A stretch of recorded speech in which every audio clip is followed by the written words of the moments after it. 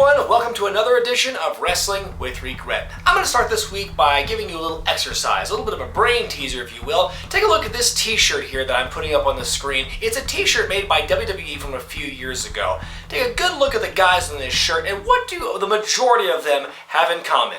Give up? Well, of them, only 6 of them have never won a world championship, whether it was the WWE championship or the world heavyweight title. The number actually goes down to 5 if you include John Morrison's ECW title reign. Then there are other guys who still work for the company, guys like Christian, Jack Swagger, Dolph Ziggler, Mark Henry, Great Khali, Daniel Bryan. All those guys have won the title at some point or another, either the WWE title or the World Heavyweight title. Now take into account all those former world champs I just listed and showed you from that old t-shirt. Of all those guys, other than a very slim minority, how many of those guys are still relevant or still getting pushes or still considered main event guys today? I don't want to turn this into a big smart rant, but this is a serious issue I think that has really tarnished the product over the last few years. And I think they're moving in the right direction by having merged the 2 main belts back in December, but I think this is still something that's going to persist as long as we live in the culture of wrestling that we live in today. WWE has relied on a very small number, a small core of main event guys on a consistent level for the last 8 or 9 years or so. And every once in a while they'll throw fans a bone and say, here's this new guy with the title, isn't that what you want? New stars? Look at this new guy with the belt! But the big problem is, with the exception of a very small number of guys who have won the belt the last few years for the first time, the majority of those guys were then kind of de-pushed back into irrelevancy as soon as they lost the belt. How excited were fans when guys like Christian and Dolph Ziggler won the title for the very first time? It was a huge deal for a lot of fans. But ever since then, now they've kind of been pushed down to the bottom of the totem pole. How much worth is it to them to be called former world champions? Everyone loved it when The Miz won the title, but now he's a jobber to the stars. I mean, I think the Iron Sheik got treated better after he lost the title than this guy. I feel like the company gives the belt to these guys more in an effort to just advance the plot, just this little episodic plot twist that's resolved soon afterward, rather than as a means to promote someone to a main event level on a consistent basis. And what the whole dual world champion dynamic did over the last decade was really devalue both belts ultimately and just kind of watered down the whole process. That's why I'm glad they merged the belts back in December. It kind of makes it more worthwhile and more of a desirable goal to win the belt. Having those 2 different world titles, their justification for having them for so long was to make new stars, but it's a really shitty justification for doing so. It seems that the company mentality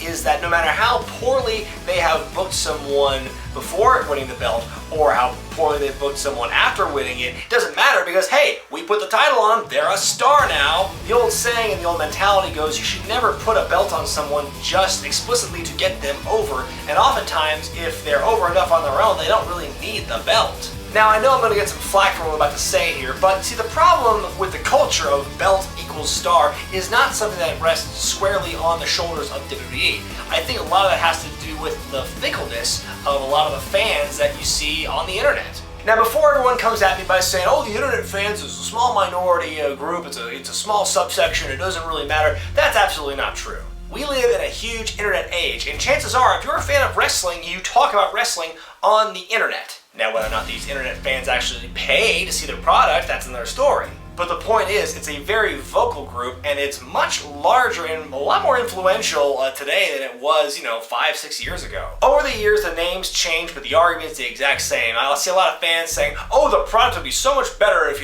Chris Jericho, or Eddie Guerrero, or Chris Benoit, or CM Punk, or Daniel Bryan, or XYZ won the title. Some people believe that wrestler X needs to win the championship in order to be a big name or to make the product more enjoyable specifically to them. And a lot of these people are actually delusional enough to believe that just if their favorite guy wins the belt, then, oh heck, we can have another boom period on our hands. As though boom periods are determined solely by one guy at the top, regardless of the overall product and any other outside factors. Think of all the guys from the 80s or 90s who never won the world title. Guys like Razor Ramon, Ted DiBiase, Jake the Snake Roberts, Roddy Piper, Bob Orton, Jimmy Snuka, Owen Hart, British Bulldog. The list of guys in that category is huge, yet for all those guys, for the majority of them, their legends are secure. Their impact on the business and their stature as legends in wrestling is not disputed. Those guys have proven you can go an entire career without winning a world title and still go down as a star. If today's mindset on titles and the need for their favorite guy to win the title was applied back then, all of those guys I just listed would have won the title at some point. And how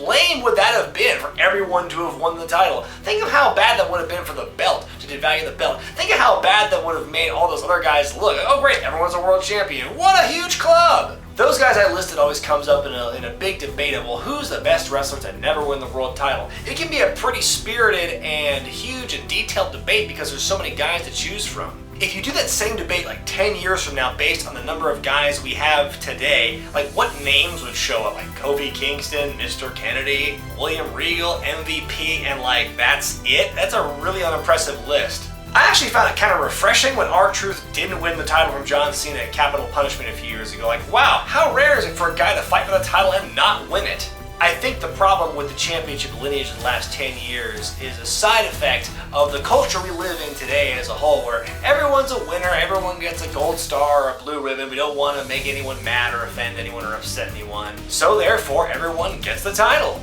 You get the title! You get the title! Everyone gets the title! And fans, demanding as they tend to be, feed into that culture. So what's my point in all this? Am I saying that WWE should just keep the status quo going forever and ever, and then the fans should just sit down and shut up and be happy with what they're given? No, absolutely not. WWE should absolutely be working to build new stars and new main eventers, because let's take a look at the current crop of guys who are in the main event. John Cena's probably one more injury away from retirement. You know, CM Punk he's not coming back. Triple H is semi-retired. Randy Orton's not getting any younger. But they can't just put a belt on a guy and then shove him out in the world and say, hey, there you go, make it work, and then be surprised when it doesn't. Now, as for the fans, I don't want to sound like some defeatist or devil's advocate, but I mean, you might want to consider tempering your expectations. You fans who grew up watching wrestling in the 80s and 90s, the ones who know that wrestlers can become immortal even if they don't win the world title, you should know better than anyone that just because your favorite guy doesn't win the belt doesn't mean that they are being buried or that their careers are meaningless. Fans just need to be a little more patient because who knows, if the cards fall where they may, your favorite guy could become one of those future legends and he may never have to win that 10 pounds of gold in order to do it. So what do you think? Do you think there is an oversaturation of former world champions in today's wrestling? Do you think that wrestlers are only validated if they win the big one and that you won't be happy and that another boom period won't happen until Antonio Cesaro wins the big one? Do you think the internet wrestling community is smaller and not as vocal and influential as I say it is? Leave your comments below, send me a tweet, or write me at wrestlingwithregret@gmail.com. I'm Brian Zane, and I'll see you next time.